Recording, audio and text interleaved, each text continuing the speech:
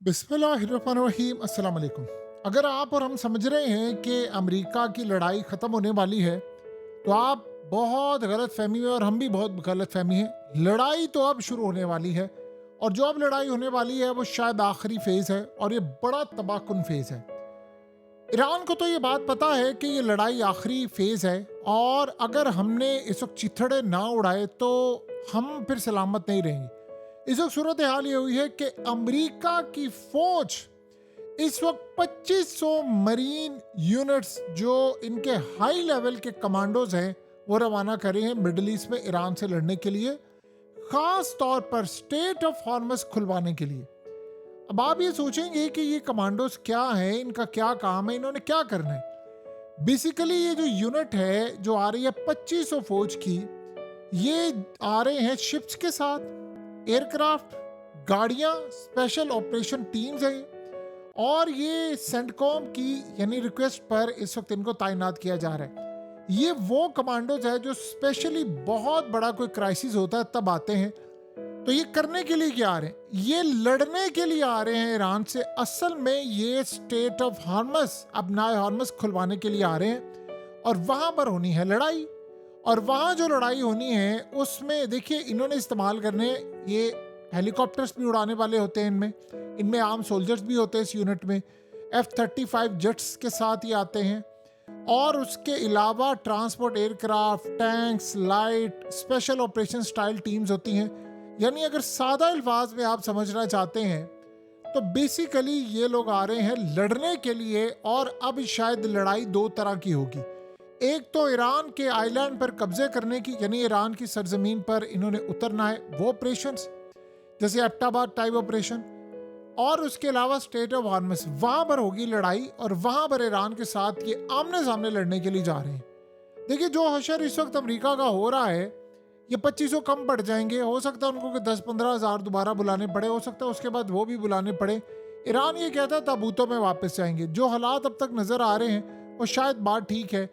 आप ये जो शख्स आपकी स्क्रीन पर आ रहा है ये इस वक्त ईरान का टॉप लेवल का जर्नैल है, वन ऑफ दी, और ये फॉर्मर कमांडर इन चीफ भी रहा है। उसने कहा जी सीज फायर को तो भूल ही जाएं, इस वक्त आप जंग बंदी को भूल जाएं। कहता है ईरान के पास जो मिसाइल है वो अनगिनत है, अनलिमिटेड मिसाइल पड़े हुए हैं हमारे पास। हमने अमेरिका को पकड़ा हुआ है गले से, तो इस वक्त हम अमेरिका को नहीं छोड़ेंगे। तो जब आपने गले से पकड़ा होता है तो आप फिर उसको नहीं छोड़ते और आप फिर लेते हैं बदला। और हमने इस वक्त ये काम करना है कि हमने इनको किसी सुर नहीं छोड़ना। हमने ऐसे गले से इनको पकड़ा हुआ है और अगर ये हिलेंगे तो इनके मुंह पर थप्पड़ लगेंगे और यही मौका है कि हम इनका सत्यानाश कर दें, यानी खतरनाक सारी सूरत हाल क्लियर कर दें। देखिए इस वक्त अमेरिका के लिए जो सबसे बड़ा चैलेंज बना हुआ है वो है पूरे वर्ल्ड में उनकी जो साख है वो दांव पर लगी है तेल की कीमतों की वजह से। पूरा वर्ल्ड देख रहा है कि तेल की कीमतें ऊपर जा रही हैं, ऊपर जाती जा रही हैं। उसको नीचे लाने के लिए ये सारे कह रहे हैं ना कि रिजर्व रिलीज करें, इमरजेंसी के अंदर जो आपने तेल रखा है उसको रिलीज करें, कर भी रहे हैं। मार्केट में तेल की कीमत की हालत ये है कि कभी 117 पर चली गई, फिर 88 पर आ गई, फिर 94 पर चली गई, फिर 100 पर गई, फिर नीचे ऊपर नीचे, क्योंकि एक न्यूज आती है खबर ऊपर। अब ट्रम्प ने कहा मैं जंग बंद करूंगा जल्दी, तेल की कीमतें नीचे। फिर उसके बाद पता चला ईरान ने ऑयल टैंकर्स उड़ा दिए, शिप उड़ा दी, तेल की कीमत ऊपर। तो मार्केट में फ्लक्चुएशन है इस वक्त किसी जगह इतना, यानी आप समझ रहे, एक न्यूज आती है मार्केट ऊपर, एक न्यूज आती है मार्केट नीचे।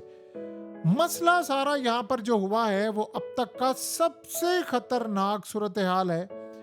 जो अजीब, यानी आप समझ लें जो मामला है जिसका तस्वुर भी नहीं किया जा सकता कि पूरा वर्ल्ड इस वक्त फेस कर रहा है कि जो तेल की कीमतें बढ़ी हैं और पूरा वर्ल्ड इस वक्त लाइनों में लगा हुआ है तेल लेने के लिए, क्योंकि हालात हो गए हैं बहुत ज़्यादा खतरनाक। लेकिन जो सबसे बड़ा मसला ये पैदा हुआ है कि वर्ल्ड पूरा देख रहा है कि अमेरिका की इकोनॉमी क्या करेगी और अमेरिका की नेवी आकर बचाएगी। आपको पता है कि यूरोप के कई ममालिक, इटली, फ्रांस, जर्मनी, ये वो सारे, ये ईरान के तरले कर रहे हैं कि आपकी मेहरबानी है कि आप हमें यहाँ से कंटेनर्स ले जाने दें, गैस के टैंकर्स ले जाने दें, ऑयल के टैंकर्स ले जाने दें। हमारे मुल्क में बड़ा बहरान है, हम आपकी लड़ाई में नहीं कूदे हुए, आपसे हमारी कोई लड़ाई नहीं है, तो आपकी मेहरबानी आप हमें जाने दें। अब वो ईरान के तरले करें। अमेरिका ने जो वादा किया था ना कि नेवी हमारी जाएगी और वो एस्कॉर्ट करेगी, वो प्रोटेक्शन देगी, वो नहीं ले जा सके। तो वो सारे मुल्क वन बाय वन ईरान से कर रहे हैं गुफ्तगू। अब इंडिया ने भी ईरान को गुफ्तगू की है। पहले तो उन्होंने इनकार किया था, अब सूरत हाल ये है कि बातचीत जारी है, हो सकता है कोई पॉजिटिव आउटकम आ जाए, क्योंकि तुर्की को भी उन्होंने जाने दिया और भी कई कंट्रीज है, लेकिन वो गल्फ कंट्रीज का कोई नहीं जाने दे रहे। सबसे बड़ी बात यह है क्योंकि तेल की कीमतों को मैनेज करना चाहते हैं। हो सकता है वो यूरोप के किसी एक दो मुल्क को जाने दें इस शर्त पर कि आप हमारे साथ जंग में नहीं कूदेंगे, और इस बिहाफ पर कि वो दुनिया को बताना चाहते हैं कि जो हमारे घुटनों में गिरेगा वही जाएगा, बादशाह सलामत अमेरिका को नहीं हम जाने देंगे। तो अमेरिका के लिए तो आप ये सोच रहे हैं, बड़ी अजीब सूरत हाल है कि अमेरिका के वो वादे जो पूरे वर्ल्ड के साथ थे, भाई आपको हम रेस्क्यू करेंगे, प्रोटेक्शन देंगे, ये करेंगे वो करेंगे, वो कहाँ गए सारे वादे? वो टोटली सारे वादे फ्लॉप हो गए और पूरी दुनिया अब अमेरिका पर हंस रही है। अमेरिका को अपने आप को बचाना भी तो है ना। देखिए, अमेरिका ने कहा हम रिजीम चेंज करेंगे, नाकाम। इन्होंने कहा नेवी भेजकर स्ट्रेट ऑफ हार्मस खुलवाएंगे, नाकाम। इन्होंने कहा आयतुल्ला हमारी मर्जी से आएगा, नाकाम। इन्होंने कहा ईरान के अंदर हम फौज उतारेंगे, नाकाम। इन्होंने कहा कि ईरान को हम तबाह करेंगे, नाकाम। उसके बाद ईरान के मिसाइल खत्म हो गए, नाकाम। जो जो बातें इन्होंने कही वो सारी झूठी साबित हुई। और ट्रम्प ने कहा था पहले 4-5 दिन में जंग खत्म करूंगा, फिर महीने का कहा। अब तो बात पता ही नहीं कहाँ पर है, कौन कहाँ पर खड़ा है, क्या सूरत हाल है। लेकिन एक बात पता है कि इस वक्त जरा सी कोई बात होती है तो ट्रम्प का कोई ना कोई स्कैंडल मीडिया में आ जाता है, और जाहिर सी बात है इजराइल फिर पुश कर रहा है ट्रम्प को कि भाई तूने ये जंग करनी है। सो मसला सारा यहाँ पर ये है कि इस वक्त सबसे बड़ी सूरत हाल जो पैदा हुई है, ख़राब कर देने वाला मामला, वो अमेरिका के लिए इतना तबाहकुन मामला है, इतना ज़्यादा तबाहकुन मामला है कि अमेरिका इस सूरत हाल को फेस नहीं कर सकता कि वो क्या करे। तो उन्होंने फैसला किया है कि अब हम लड़ाई करेंगे। देखिए, इसमें अमेरिका का होना बड़ा नुकसान, जैसे आज देखिए एयरक्राफ्ट कैरियर के ऊपर अटैक हुआ और इन्होंने डैमेज किया तो भगाकर वो ले गए। फिर इनके जो रीफ्यूल टैंकर्स हैं एक तो तबाह कर दिया, और दूसरे की टेल को आप देखें जरा, यानी क्या मजाक है। ये आपस में क्या कहेंगे, वो आपस में टकरा गए थे रिफ्यूलिंग के वक्त। इनके तमाशे यही हैं, यानी इनके 3 F-15 गिर जाए तो इनका माल फंक्शंस, इनका फ्यूल टैंकर्स गिर जाए, मिसाइल लग जाए, बंदे सारे मारे जाए तो टेक्निकल फॉल्ट। इनके F-18 तैयारे गिर जाए समंदरों में तो जी वो फ्यूल का मसला हो गया। फिर यमन के हौसी इनके मार गिरा F-16, तो ये कहते हैं कि नहीं वो हम तो टर्न कर रहे थे तो वो समंदरों में गिर गए। और भाई सारा कुछ तुम्हारे साथ ही होता है और ऐन हालत जंग में होता है। आज अगर सोशल मीडिया या मीडिया ना होता तो ये तो अमेरिका कह रहा होता कि हमने तो, आप अंदाजा करें अभी तो इतनी इनको कुट पड़ रही है, तो डोनाल्ड ट्रम्प कह रहा है कि मैं फतह कर ली है, जंग तो मैं जीत चुका हूं, बस मैंने थोड़े से टारगेट्स और करने और उसके बाद विक्ट्री डिक्लेयर है। यानी इनसे ज्यादा बेशर्म हमने कोई नहीं देखा। एक होती है शर्म की कोई हद, एक होती है बेशर्मी की कोई हद। इन्होंने वो हदें क्रॉस की हुई हैं। लेकिन ईरान ने बहरहाल इस वक्त किसी को नहीं छोड़ना। ये बात आप ज़हन में रखें कि ईरान किसी सूरत पीछे नहीं हटेगा इस दफा। उनका इस वक्त माइंड जो है वो ये है कि देखिए, उनको आप उनकी रियासत को ख़त्म करने आ रहे हैं, वो अब लड़ने के लिए तय। उन्होंने फैसला कर लिया है कि हमने रूल्स बदल देने हैं, इस पूरी गेम के रूल्स बदलेंगे। यानी आज के बाद वो रूल्स नहीं रहेंगे जिससे दुनिया चलाई जाती है। अब जो हम रूल्स तय करेंगे पूरी दुनिया में, हम डॉलर का मुस्तकबिल तय करेंगे, हम अमेरिका का मुस्तकबिल तय करेंगे, पूरे वर्ल्ड का करेंगे। आप सोचें ना अभी तक की क्या सूरत हाल है, एक ही बात हो रही है, बार बार ईरान करता जा रहा है।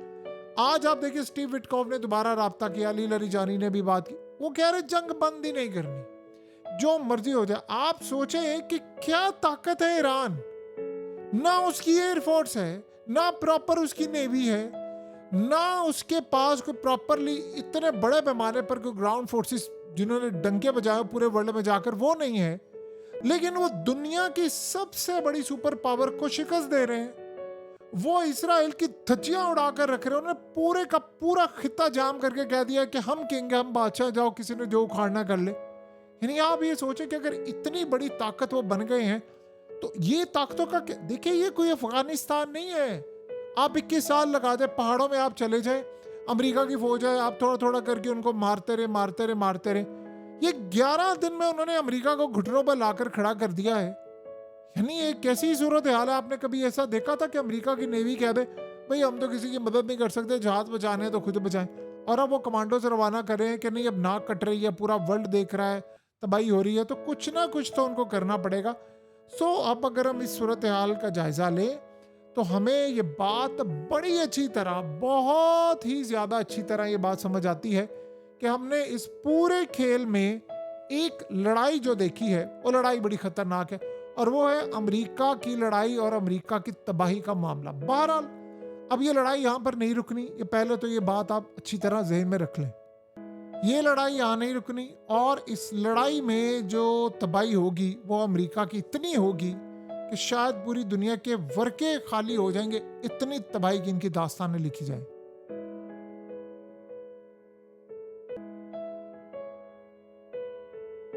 हकीकत टीवी को सब्सक्राइब करना मत भूलें, वीडियो को लाइक करें, शेयर करें और कमेंट सेक्शन में अपनी राय का इजहार ज़रूर करें।